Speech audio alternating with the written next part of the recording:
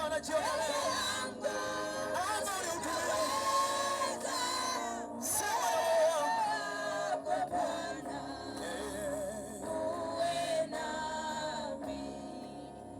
Ombi langu Bwana wangu, peke yangu sitaweza. Uwepo wako Bwana uwe nami. Ombi langu Bwana wangu, peke yangu sitaweza. Uwepo wako Bwana uwe nami. Ombi langu Bwana wangu, katika kila jambo sitaweza Bwana, bila uwepo wako siwezi. Ninakuhitaji jioni la ombi langu Bwana wangu, sema na moyo wangu, peke yangu sitaweza. Uwepo wako Bwana uwe nami.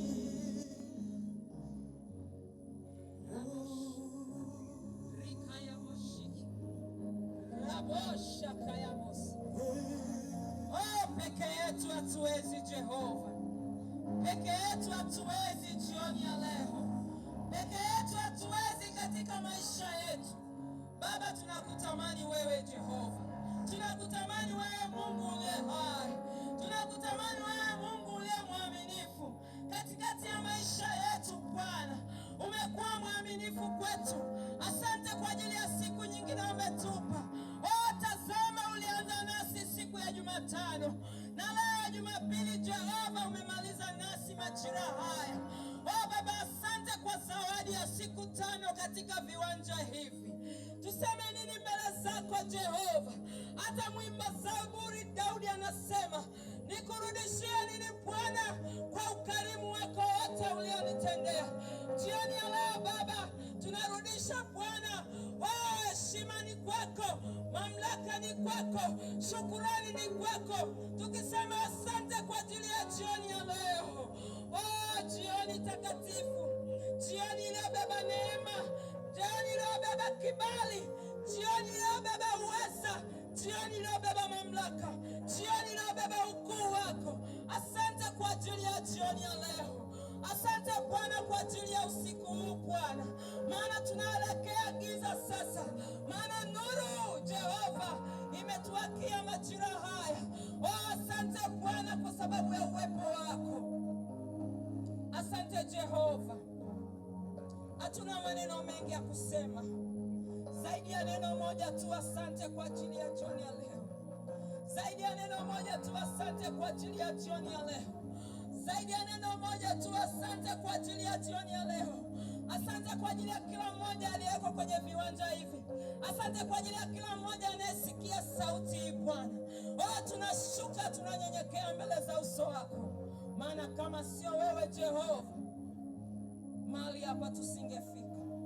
Kama wewe sio wewe Mfalme, tusingeweza kusimama katika viwanja hivi.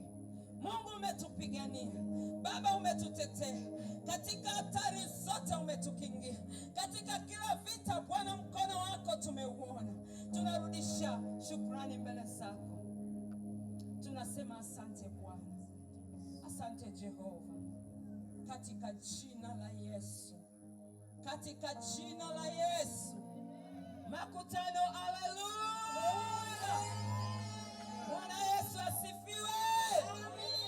Bwana Yesu asifiwe. Amen. Amina. Unaweza kukaa kwenye kiti chako cha ushindi. Hicho ni kiti cha ushindi. Bwana Yesu asifiwe. Nina kila sababu ya kunyenyekea mbele za Mungu aliye mwema na mwaminifu. Ametupa siku 5 katika mahali hapa. Kwenye kilima hiki tumeuona mkono wa Bwana. Ametupigania, ametutetea na ametupa siku nzuri iliyo na kibali machoni pake. Mungu akubariki wewe ambaye umeweza kuwepo katika viwanja hivi. tangu ile siku ya kwanza, ya pili, ya tatu, na hata wewe ulipata kibali kuja siku ya kwanza. Tunasema Alfa ni nzuri zaidi kwa sababu ndipo unaenda kukomba. Haleluya, ndio unaenda kukomba. Bwana Yesu asifiwe. Kwa majina naitwa Mchungaji Betha Mkokileo. Ninampenda Yesu na amefanyika kuwa Bwana na Mwokozi wa maisha yangu, na tangu nilipomfahamu huyu Yesu sikuwahi kurudi nyuma. Bwana Yesu asifiwe. Niliamua kusimama na mpaka aliponifikisha hapa. Lakini nina mume wangu anaitwa Mr. Judy Kakileo. Popote alipo anaweza akawasalimia. Ndio baba aliye nyuma yangu kwa ajili ya haya maono. Ninamshukuru Mungu kwa ajili yake. Mungu akubariki sana baba. Lakini kipekee kabisa pia nina mchungaji ambaye tunaambatana naye katika huduma hii. Mahali popote nilipo yupo, alipo nipo, kwa ajili ya kujenga ufalme wa Mungu kwenye ardhi ya Tanzania. Haleluya. Mchungaji Simon, karibu wasalimie watu. Amina. Jina la Bwana libarikiwe. Kwa kweli tumeamua kutembea pamoja kwa huduma hii ya Yesu ni njia na kweli mission, mahali popote ambapo tunahitajika kwenda, vijijini Tanzania na nje ya Tanzania. Tumekanyaga nchi kadhaa kwa ajili ya injili hii, na mikoa kadhaa vijijini, mission zaidi kwa ajili ya injili hii. Lakini namshukuru Mungu ametupa kituo ambacho tunakuwa mara nyingi tunakutana kwa ajili ya ibada, maana lazima uwe na madhabahu mahali unatoka kwenda kufanya kazi ya Mungu. Bwana Yesu asifiwe. Kwa hiyo tuna eneo letu pale kwenye miti mnapoliona, ndipo mahali Mungu ametupa kumtengenezea au kumjengea madhabahu mahali pale, kwa ajili ya iwe chanzo cha kuondoka miguu yetu kwenye ile madhabahu kuelekea mahali popote anapotutuma. Niwakaribishe mnaopenda maombi, maana najua wengi wanapenda kuombewa, hawapendi maombi. Lakini sisi tunatamani upende maombi, kwa sababu yatakuwa silaha hata pale nyumbani unapokuwepo. Wangapi wanaungana na mimi? Maombi ni ufunguo katika maisha yetu. Bwana Yesu asifiwe. Huwezi kufanya chochote bila kuomba, na huwezi kupiga hatua bila kuomba.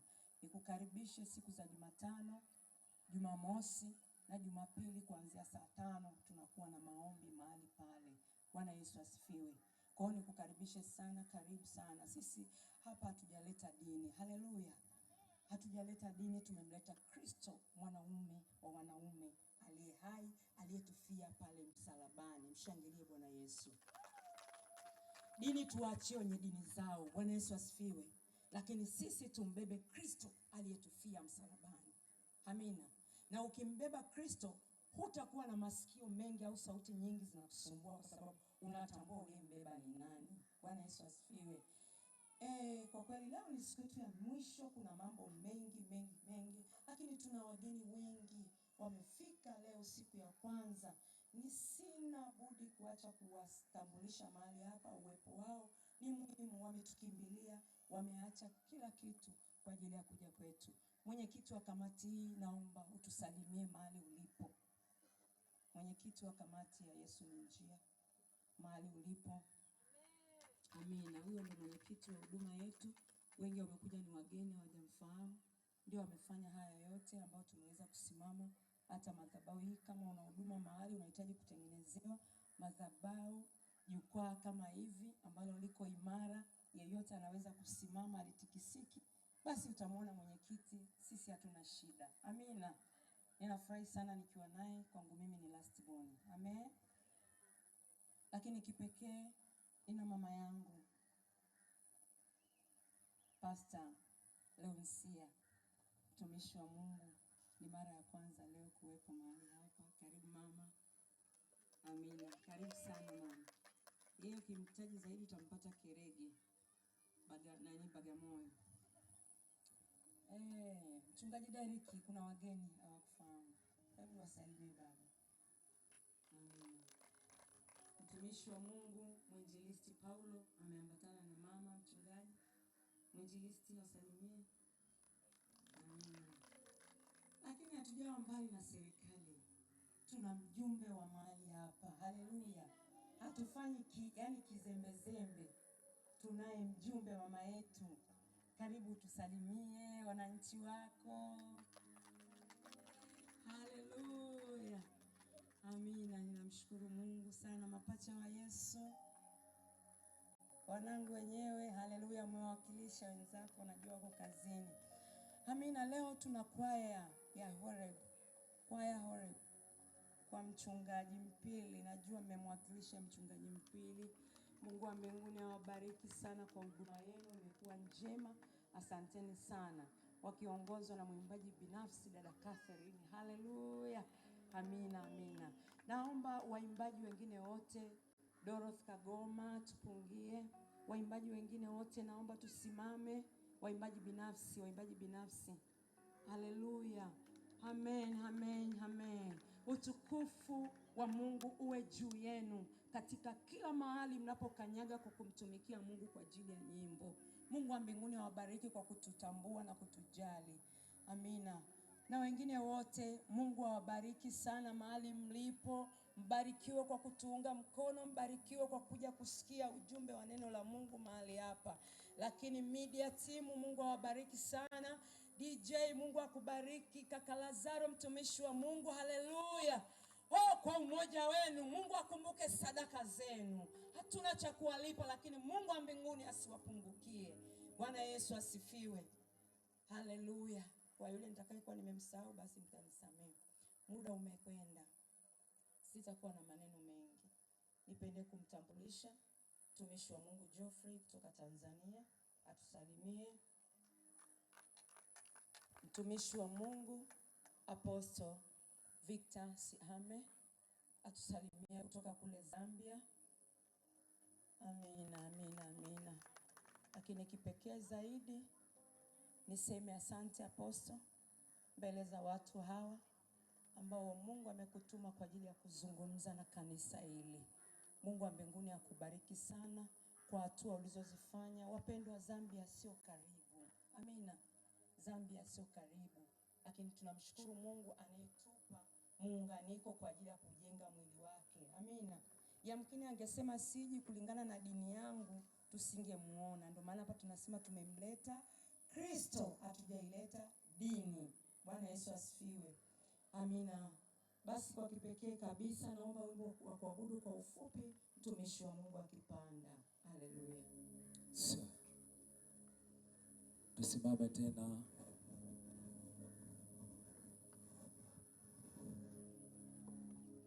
Pendo kuu la Yesu lilitosha Kalvari, msamaha wa dhambi leo pata Kalvari. Alinipenda Yesu akalipia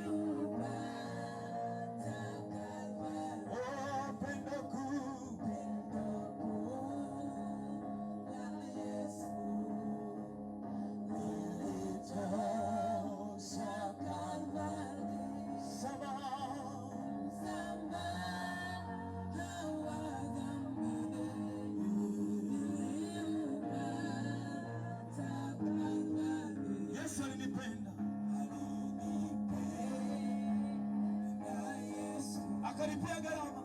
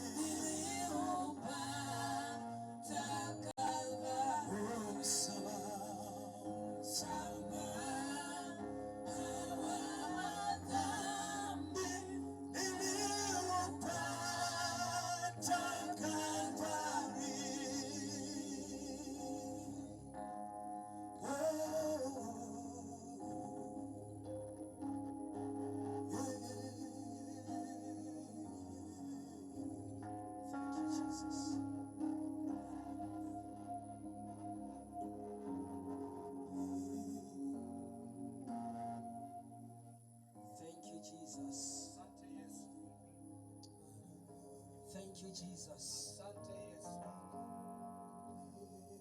Thank you, Lord. Lazaro, nisikilize kidogo. Lazaro, listen to me. Oh, nimedungwa na sindano, sindano ya Yesu, nimedungwa na sindano, sasa nimepona. Nimedungwa na sindano, sindano ya nataka tuchangamke kidogo, changamke.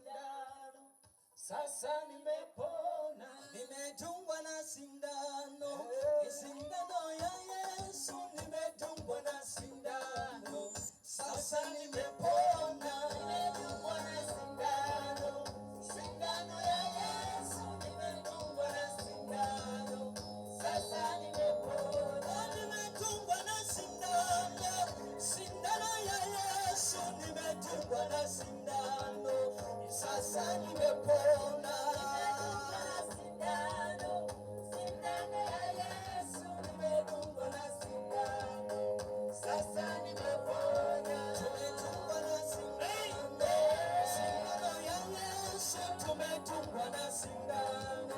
Sasa tumepona. Nimedungwa na sindano, sindano ya Yesu, nimedungwa na sindano, sasa nimepona. Hallelujah. Hallelujah. Hallelujah. Hallelujah. I wanted us to sing this song so much, but I think I don't know if I'm lost with the beat. Nilitaka tuimbe hii nyimbo sana, lakini naona kama nimepotezana na Beat. Ndio. Alright, so before I go any further, kabla sijaendelea mbele sana, allow me just to recognize the presence of the following people who are present in this place. Niruhusu nitambue uwepo wa watu hawa mahali hapa. I think you can take your seat. You can take your seat. Tafadhali mnaweza kukaa. As I recognize the presence of the following people. Wakati ninatambua uwepo wa watu wafuatao. First and foremost, wa kwanza kabisa, I recognize the presence of the pastor of this ministry who has made us to be in this place. Ninatambua uwepo wa mchungaji wa huduma hii ambaye amefanya tuwe hapa. Who is no other than Pastor Bethan Kileo. Ambaye si mwingine bali ni Pastor Betha Kileo. I recognize your presence. Ninatambua uwepo wako. A big hand unto her. Mpigie makofi ya nguvu. Jamani, hivi mna shida gani? What is your problem?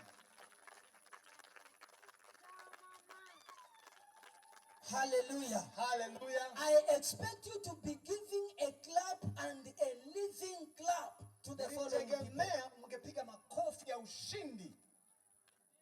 Secondly, wa pili, I recognize the presence ninatambua uwepo of our dad who is in this place. Wa baba yetu katika mahali hapa. As I said yesterday, kama nilivyosema jana, I said to every successful ministry, katika kila huduma iliyofanikiwa, if it is run by a man, kama inaendeshwa na mwanaume, you should know that there is a woman behind or beside. Unatakiwa utambue kwamba kuna mwanamke nyuma yake ama pembeni yake. And because we are saying Pastor Betha is the pastor of this ministry, na kwa sababu tunasema kwamba mchungaji Betha ndio mchungaji wa huduma hii, I don't forget that for her to be successful is because dad is close to her. Na siwezi kusahau kwamba ili asifanikiwe baba lazima awe hapo karibu. Who is no other than our dad Kileo, ambaye si mwingine bali ni baba yetu Kileo. Piga makofi, piga makofi, piga makofi. Kwa nguvu, kwa nguvu. Powerful clap. Yes. Ndio. I also want to recognize the presence of our pastor who is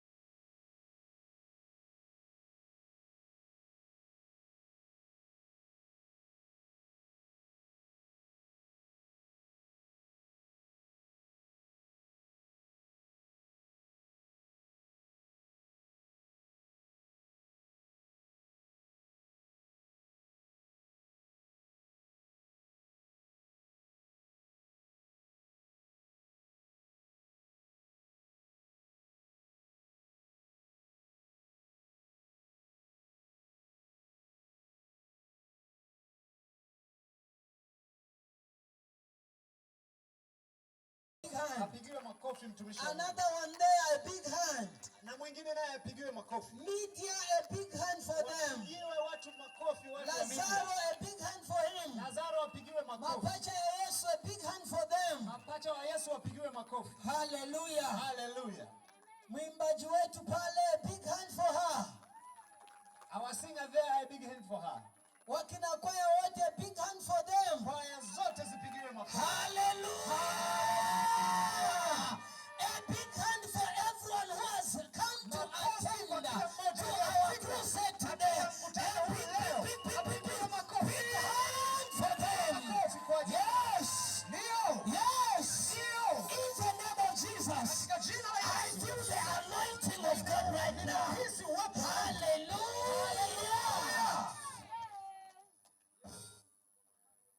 A big hand for my interpreter. Apigiwe makofi mfasiri wangu Au mkalimani. au mkalimani wangu. Hallelujah. Amen. All right, my name is Victor Siame. Jina langu naitwa mchungaji Victor From Siame Zambia, kutoka Zambia. Kitwe. Mji ama mkoa unaitwa Kitwe. I love Jesus. Ninampenda Yesu. I'm a born again Christian. Ni Mkristo niliyeokoka. I'm an apostle by calling. Ni mtume kwa wito. I'm married Nimeoa to Bernadette Mumasiame. Nimemuoa mwanamke mmoja anaitwa Bernadette Mumasiane. With 5 children. Tuna watoto 5. 2 girls, mabinti 2, 3 boys. Na vijana wa kiume 3. The one is new. Na kuna mmoja ni mchanga. He just came when I was coming from Malawi. Alizaliwa wakati mimi natoka Malawi. The moment I reached border there at Nakonde, then he was born. Wakati nimefika pale mpakani Nakonde, ndio alikuwa amezaliwa. Hallelujah. Hallelujah. Let's just pray. Acha tuombe. Father, in the name of Jesus, we give you praise. Jina la Yesu tunakusifu. We give you glory, we give you the adoration because Master, you are so great and wonderful. Thank you for this special time of giving to us. We pray in Jesus' name that God, as your word is being ministered, may you, Lord, minister through us in Jesus' name. Spirit of God, we need your anointing in the name of Jesus. We need your grace. Every power of darkness that may try to disturb the lives of your people from this place, in heavenly places, oh God, underneath the earth, we render them useless in Jesus' name. And I call upon the blood of Jesus, which was shed on the cross of Calvary, to cover each one of us in this place in Jesus' name. To you alone be the glory and honor. In Jesus' name we pray, as we all agree by saying amen and amen. Praise the Lord. Bwana Yesu asifiwe. As I said yesterday, kama nilivyosema jana, I told you to say I am not special than any one of us. Nilisema kwamba mimi sio mtu wa ajabu kuliko wengine wote hapa. I am not special than those who are preaching on the first day, second day and up to this time.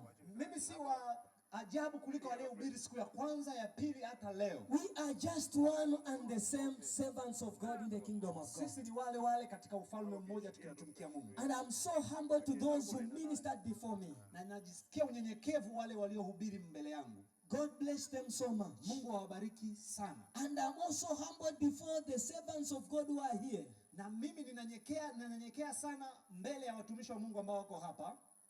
I know ninajua that there's nothing I can do. Hapana kitu naweza kufanya. Unless God, bila Mungu, unless God, hata Mungu uses me according to his will. Anitumie kutokana na upendo wake na nia yake. Amen. Amen. Let's go to the word of God. Twende kwenye neno la Mungu.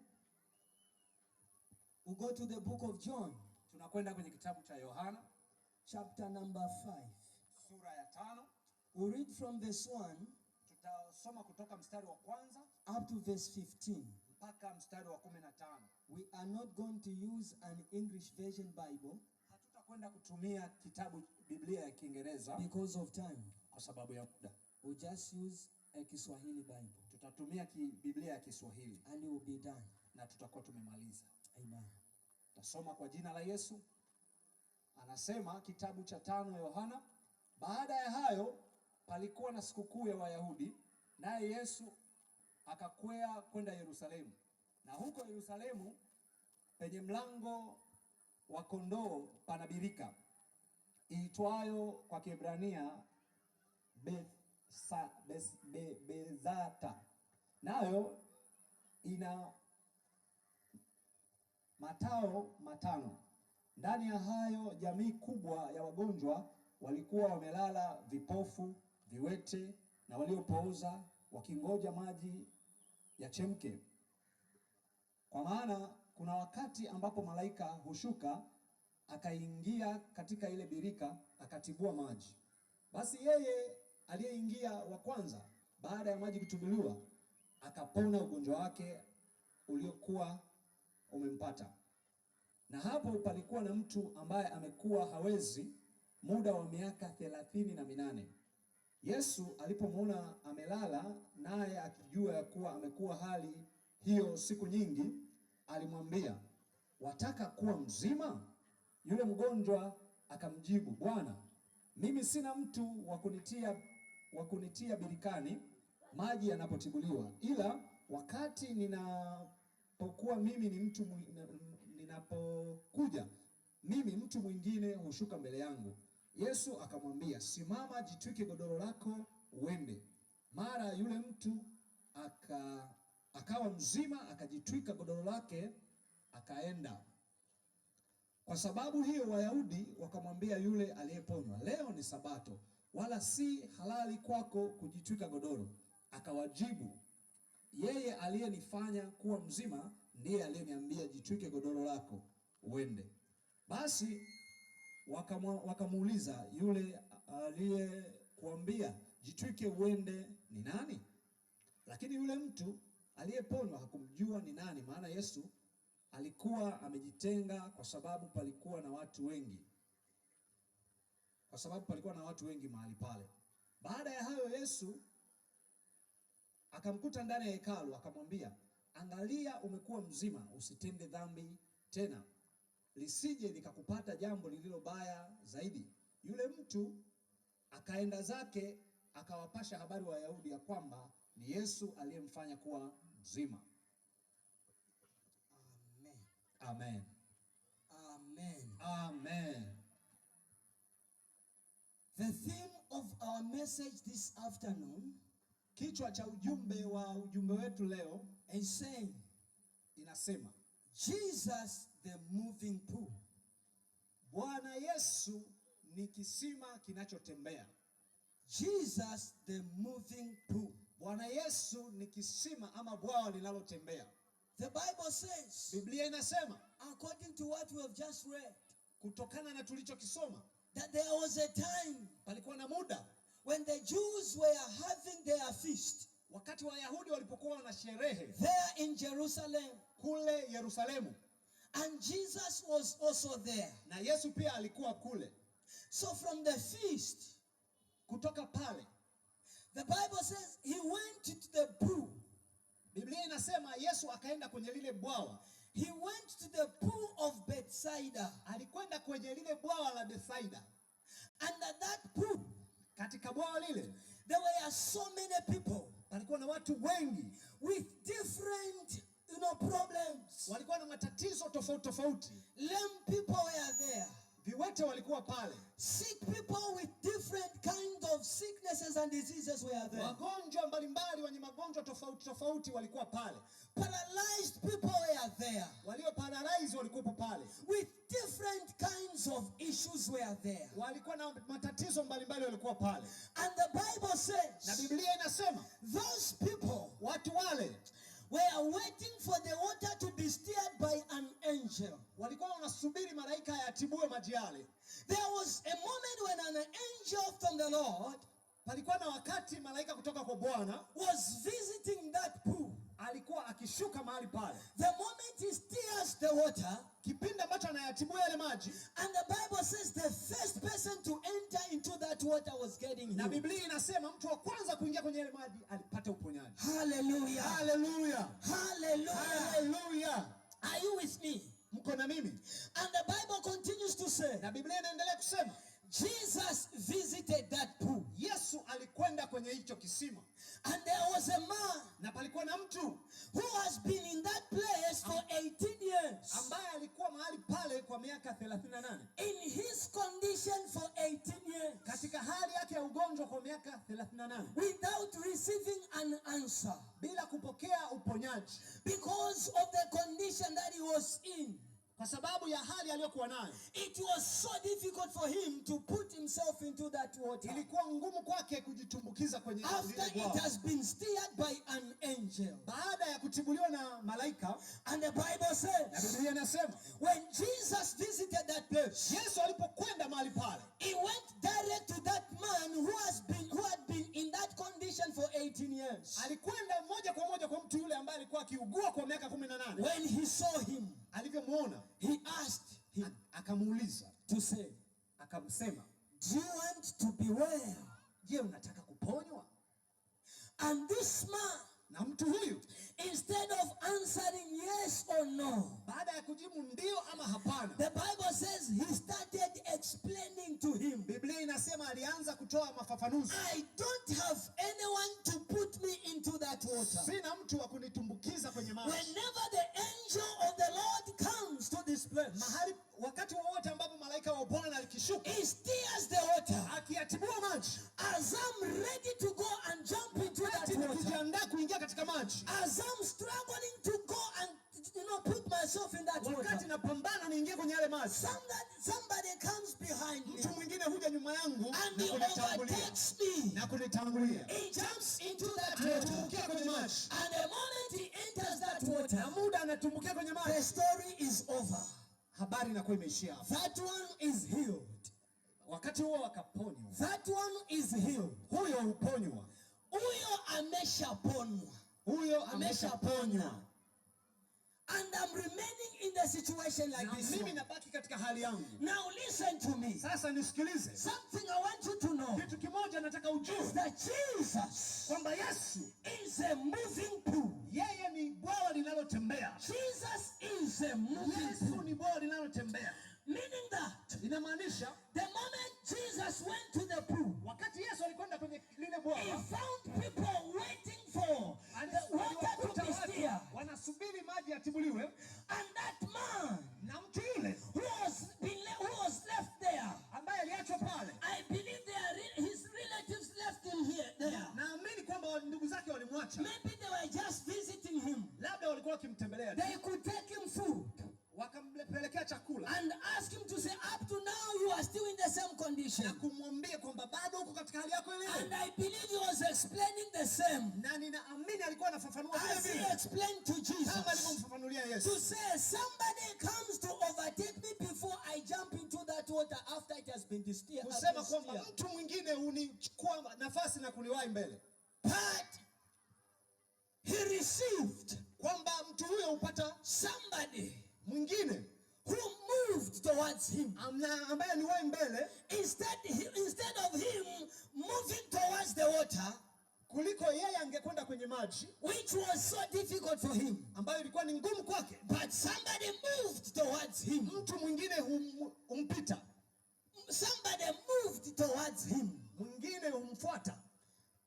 Mwingine alimfuata au alimtembelea. Mwingine alimfuata kwa sababu yule ni kisima ambacho kinatembea. Because Jesus is the pool that is walking. Listen to me. Sikiliza.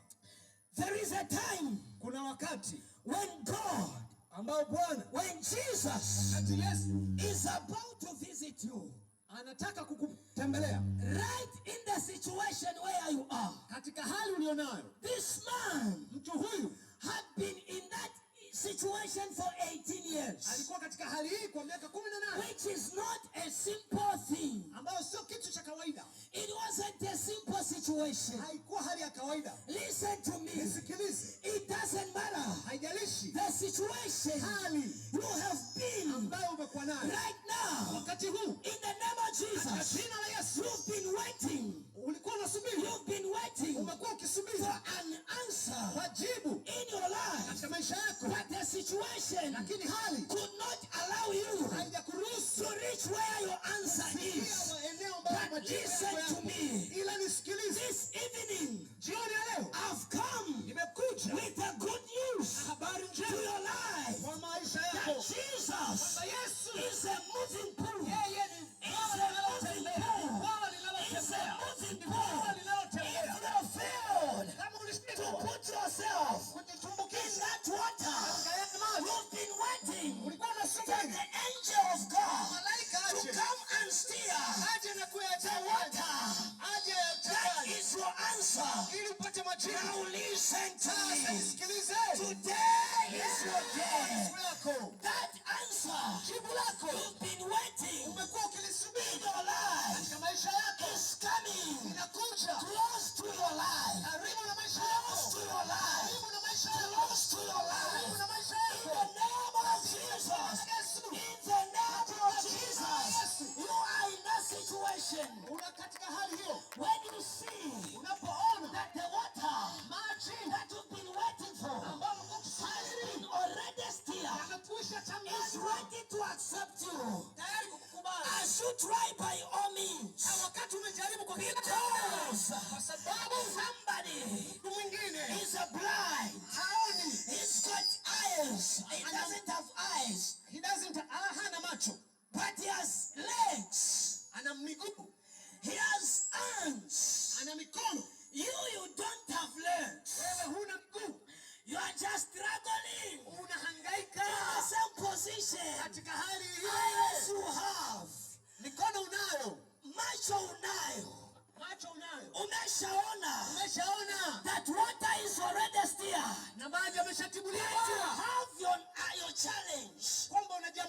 challenge is your legs. Changamoto yako ni miguu. The challenge is your legs. Changamoto yako ni miguu. You can't stand on your own. Huwezi kusimama peke yako. The water is already been stirred. Maji yamekwisha kutibuliwa. But there is another challenge. Lakini kuna shida nyingine. You are thinking of ways. Wakati wengine unafikiria getting yourself in that water. Kwenda kwenye maji. Somebody comes by behind you.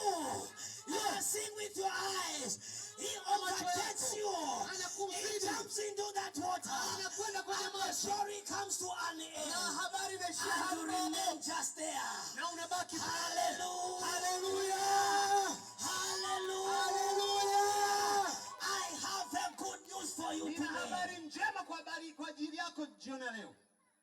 I think that man became a chairman of that place. Fikiria kwamba yule mtu alikuwa mwenyekiti wa lile eneo. Nafikiri alikuwa mwenyekiti. Usiseme fikiria, nafikiri. Nafikiri. Ndio. Now listen. Sasa nisikilize. After somebody is healed, baada ya mwingine kuponywa, and he remains there, na yeye alibaki pale. Others are coming with their challenges of life. Wengine wanakuja na matatizo yao. As they reach there, wakati wakifika pale, they find somebody was healed there. Anakuta mtu mwingine aliponywa. And he has left. Na ameondoka. And that man became a chairman. Na yule mtu akawa mwenyekiti. When he sees another one coming to that place, wakati anakuona wengine wakija, he will say, "Come, welcome to this place." Njoo karibu mahali hapa. Your friend was here. Rafiki yako alikuwepo. When the water was stirred, maji yalipotibuliwa, I saw with my own eyes. Niliona na macho yangu. But I struggled by all means. Lakini nikapambana kila namna. So that I could go and put myself in that water. But because of this challenge I had, I fell. He came. He overtook me. He entered the water. He got healed in my own eyes.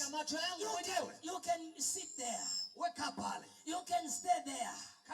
There is no one there. You know, it could take time and time for the angel of the Lord to come back to that place. It wasn't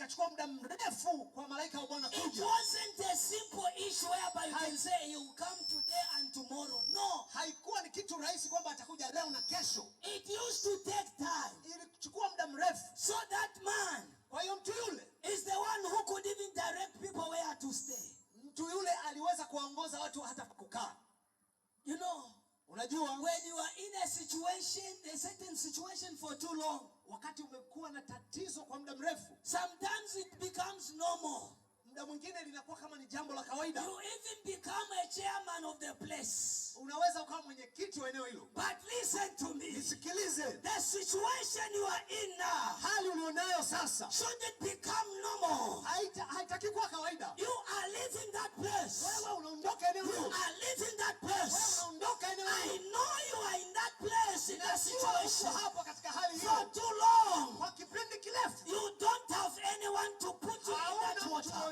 But listen to me. Jesus, the moving pool, is following you right now.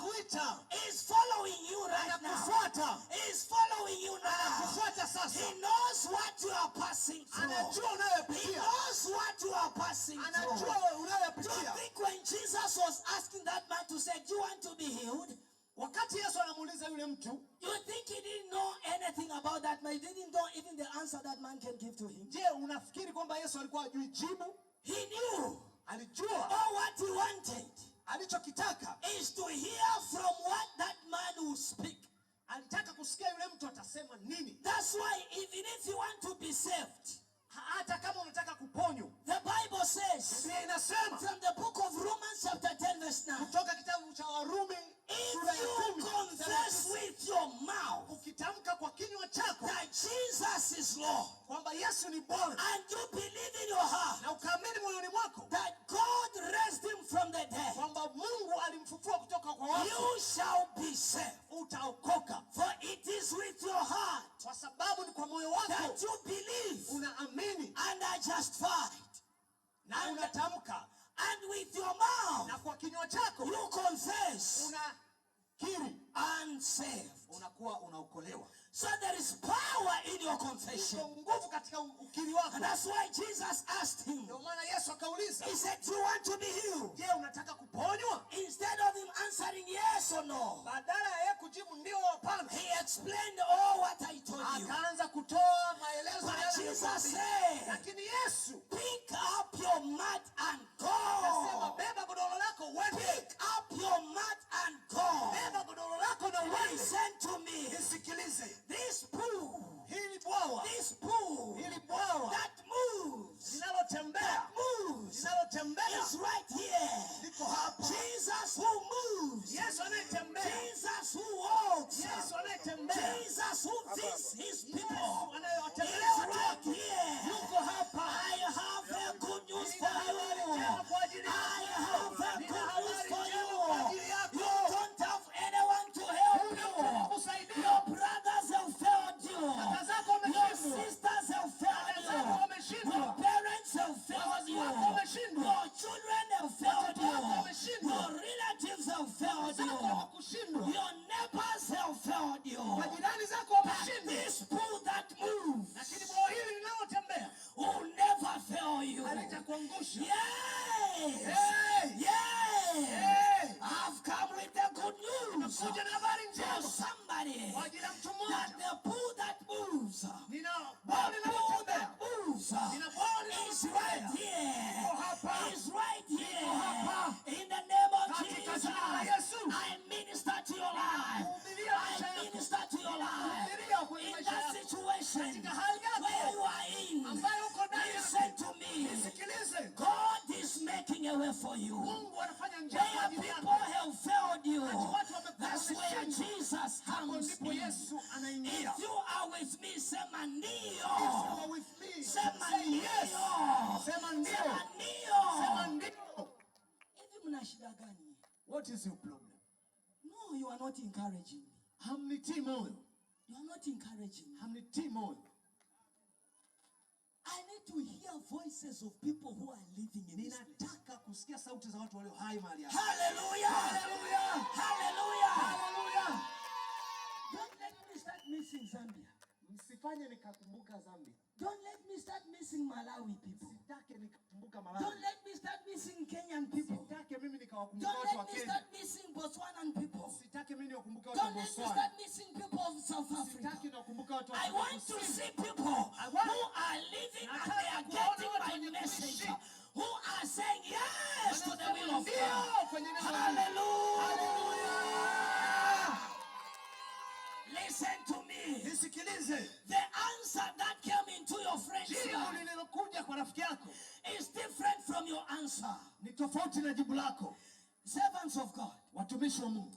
many are the times we like saying, in the things of God there are no shortcuts.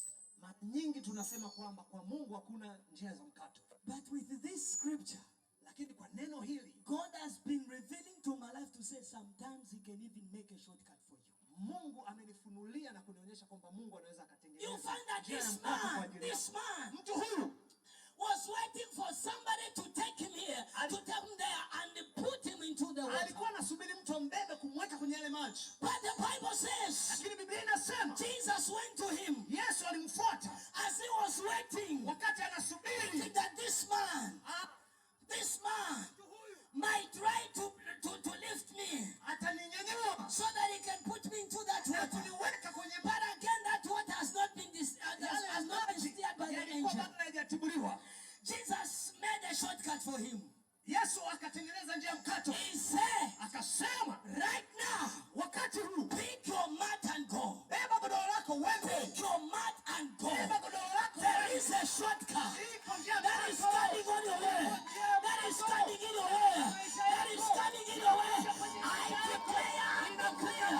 I declare and declare that this moving pool is coming for you.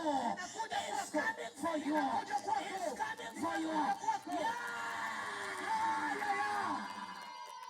Hallelujah.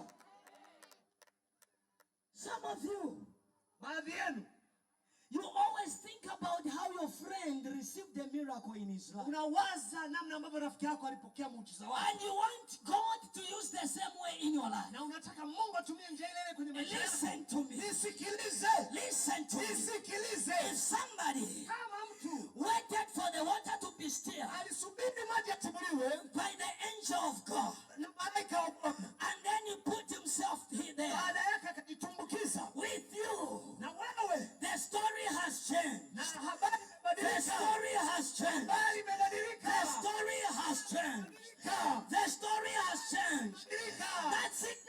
have, ugonjwa wako, that problem you ile have, tatizo lako, that issue you have, hilo jambo lako, that challenge you have, changamoto yako, don't wait for the miracle usisubiri that muujiza happened upon your friend. There's someone to happen upon you. You have your own story. Hallelujah. Mama, you have your own story. You have your own story. I've come with the good news to you that you have your own story. You have your own story. You have your own story. You have your own story. You have your own story. You have your own story. You have your own story. Hallelujah. Hallelujah. Listen to me. The devil is a liar. The devil is a liar. Who used to celebrate see you wakati alikuwa anakuangalia, anakutazama, wewe unahangaika na shida yako hiyo hiyo. The devil is a liar. The devil is a liar. The devil is a liar. Your shortcut is coming. In Jesus' name, you shall not enter that water. You shall not enter that water. You have your own story. Yes. Yes. Hallelujah. Mando kaparados. Hallelujah. Hashatabara. God bless you. Mungu God bless akubariki. you. Mungu In the name of akubariki. Jesus, God bless you. Jina la Yesu, Mungu Thank you, akubariki. Father. Yes. Thank you, Lord. Yes. Thank you. Yes. Bless our God. Oh, Increase her. In the Increase name of her. Jesus. Increase her. Hallelujah. In Jesus' name. Amen. Listen to me. Nisikilize. I say sometimes, Ninasema wakati if you are in a problem for so many long time, katika hali ngumu it katika wakati becomes mrefu normal. inakuwa kawaida. Refuse. Refuse for it to become normal Isiwe in kawaida your life. katika maisha In yako. your life. Katika maisha yako. There is a transformation Kuna mabadiliko that is happening in your life. inatokea kwenye That maisha is yako. happening in your life. Inatokea kwenye Right maisha yako. now. Wakati huu. The pool that moves.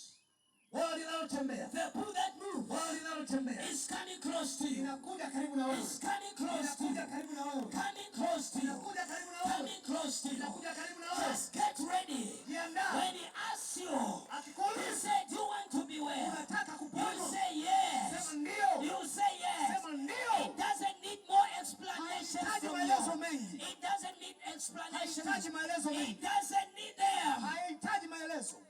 You know, sometimes when Unajua Jesus wakati visits you, mwingine Yesu you anapokutembelea become confused. unaweza ukachanganyikiwa. You become confused. Unaweza I ukachanganyikiwa. remember there was a certain lady Ninakumbuka mwanamke mmoja in Ndola. kule Ndola, Zambia. She stayed for years and years without having a child. Aliishi miaka mingi bila kupata mtoto. When she came close to me, Alivyokuja karibu yangu, I spoke to her. nikaongea naye. I said, next year, Nikamwambia mwaka ujao you are going to conceive. unakwenda kubeba ujauzito. And it was like, it was just a lie. Alidhani kwamba ni uongo. You know, sometimes we servants of God, as we speak to people who have been in that situation for too long, they think as if we are just cheating them. Wakati mwingine sisi watumishi wa Mungu tunapoongea kwa habari ya hali ya mtu anadhani tunadanganya. So when I spoke to her, Wakati nilipozungumza naye, I said, come, I'll pray for you. nikasema njoo nitakuombea. I prayed for her Nikamwombea and I left her. na nikamwacha. I went to Kitwe. Nikarudi Kitwe. The year that I told her, Mwaka niliomwambia, she had a child, alipata mtoto, a son. mtoto wa kiume. Now, Sasa foolishly enough, hali ya kipumbavu, she couldn't even inform me. hata kuniambia. I just saw the baby on Facebook. Nikamwona mtoto kwenye Facebook. Then I called her. Ndipo I nikampigia. said, what's this that I've seen on Facebook? Nikamuuliza hii ni nini niliona And she Facebook? said, oh, Apostle, that prayer which you prayed for me, this is the child that God has blessed us Akasema, with. mtume, yale maombi ulioniombea ndo nimepata mtoto. So I said, but why didn't you let me know? Nikamuuliza kwa nini She said, hukunifahamisha? you know, some of these things we become confused. Akasema kwamba wakati mwingine tunachanganyikiwa. Up to now, I don't believe that I'm having a baby. me. Hata wakati huu siamini kama nina Because mtoto. I stayed in that situation for too long. Kwa sababu nimekuwa katika hali hiyo kwa muda mrefu. Another woman in Chingola, Mwanamke mwingine kule Chingola, Zambia, where we are having prayers, wakati tunafanya maombi, she used to have miscarriage every now and then. alikuwa akiharibu mimba kila wakati. When I saw her, Nilipomwona, I called her, I said, come. nikamwita njoo. I said, I'm seeing a pregnancy in you. Ninaona ujauzito. By then, she didn't have anything. Wakati huo hakuwa na ujauzito. And I said, I'll pray for you, you are going to conceive. Nikamwambia nitakuombea na utabeba She said, ujauzito. man of God, I've been conceiving every now and then, but I experience is miscarriage. Even if you tell me to say I'll conceive, yes, I can agree with you, but the problem is that pregnancy won't last. Akasema, mtu wa Mungu, nimekuwa nikipata ujauzito na unaharibika, ujauzito unaharibika. Sasa hata ukiniombea ninaweza kukubaliana na wewe, lakini bado siamini kwamba naweza kubeba ujauzito. I said today, nikamwambia leo, you are going to conceive. Unakwenda kubeba ujauzito. And you are going to carry your baby. Na unakwenda kumbeba mtoto wako. I prayed for her. Nikamwombea. I prayed for her. Nikamwombea. I said, carry your baby. Nikamwambia beba mtoto wako. Carry your baby. Beba mtoto A wako. baby son. Mtoto wa kiume. And I left her. Na nikamwacha. I went to Kitu. Nikaenda Kitu. I just heard that she has conceived. Nikasema na kwamba She nimesikia. could not tell me because she knew that it's just normal. She's been conceiving just like that. But the problems that having, feeding the baby. Hakuweza kuniambia kwa sababu alichukulia kama ni jambo la kawaida. But to cut the long story short, ili kufupisha habari hii, up to now, mpaka sasa, she's nursing a baby. Ananyonyesha mtoto. A son. Mtoto wa kiume. Very handsome. Mtoto mzuri. I think he's now 3 years old. Nadhani ana miaka kama 3. If I'm not mistaken, because he's my son, I don't know. Kama sijakosea na miaka 3. They know themselves. Kama sijakosea. But the truth of the matter is that ukweli wa jambo ni huu. When you stay in the very situation for too long, unapokaa katika tatizo kwa muda even mrefu, when your answer has come to transform things in your life, jibu limekuja, it becomes difficult for somebody to understand. Inakuwa ni ngumu kwa mtu kuelewa. But listen to me. Lakini nisikilize. You have been in that situation for too long. I don't know the sickness that has been troubling your life. I don't know the challenge you've been having in your life. Listen to me. The pool that moves is coming close to you. The pool that moves. The pool that moves. The pool that moves is coming. Is coming. Coming close to you. Coming close to you. Coming close to you. If you are with me, say yeah. Hallelujah. Hallelujah. Hallelujah. The pool that moves. Bwawa linalotembea. Wherever you are, popote ulipo, I minister ninahubiri to your life. kwenye maisha yako. Wherever you are listening from, unaposikiliza, I minister to your life. Hubiria. The pool that moves Bwawa linalotembea is visiting you. Linakutembelea. Just believe. Amini. Just believe. Amini tu. And it shall be done. Itakuwa. Hallelujah. The pool that moves. Linalotembea. And the Bible says, na Biblia inasema, he moved. Alitembea. He took his mat. Akabeba godoro lake. He entered the temple. Akaingia kwenye rejoicing. Akiwa anashangilia kwenye nyumba ya Mungu. Rejoicing. Akiwa anashangilia na furaha. With his mat. Akiwa na godoro lake. And the Bible says, na Biblia inasema, when the Jews saw him, wakati Wayahudi walipomwona, they said, wakasema, who told you to carry this mat? Nani amekuambia kubeba hili In godoro? fact, today is a Sabbath day. Katika siku ya Sabato, it's not allowed for anyone to carry his mat. Hairuhusiwi mtu kubeba godoro lake. And he said, akasema, the one who has healed me has told me to carry this mat. The one who has healed me has told me to carry it. And they said, who is that one? Who is that one? He said, I don't know him. All that I know is that he has told me to carry this mat. And he was rejoicing with it. Listen to me. Listen to me. Don't leave your testimony. Wherever you are, go with your testimony. Let people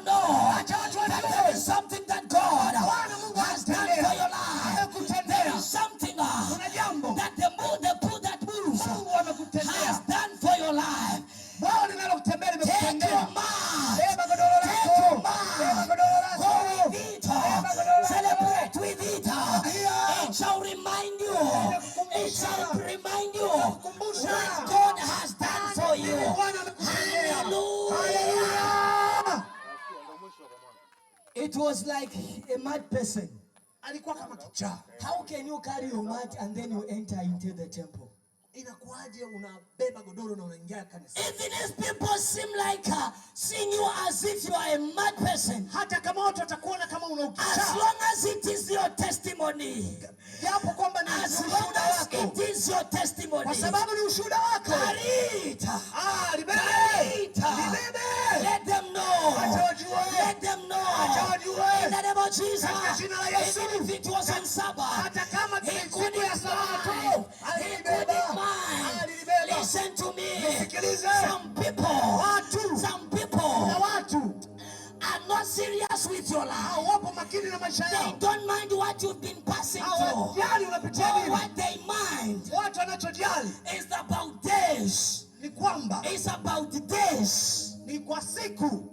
They said this day and that day you should not do this. Wanasema siku hizi na siku hizi utaki kufanya kazi. But he wasn't mind about him. Usiwajali. All what he knew unalolijua is that Jesus kwamba Yesu who healed him aliyekuponya is the one told him to carry. Aliyekuambia beba. Now listen to me. Sasa nisikilize. Listen to me. Nisikilize. As long as there is something that God has done for you, kwa sababu Bwana ametenda jambo kwako, as long as there will be something that God will do for you, kwa sababu bado Mungu amekutendea, never mind about your neighbor, usiwajali mwajirani, never mind,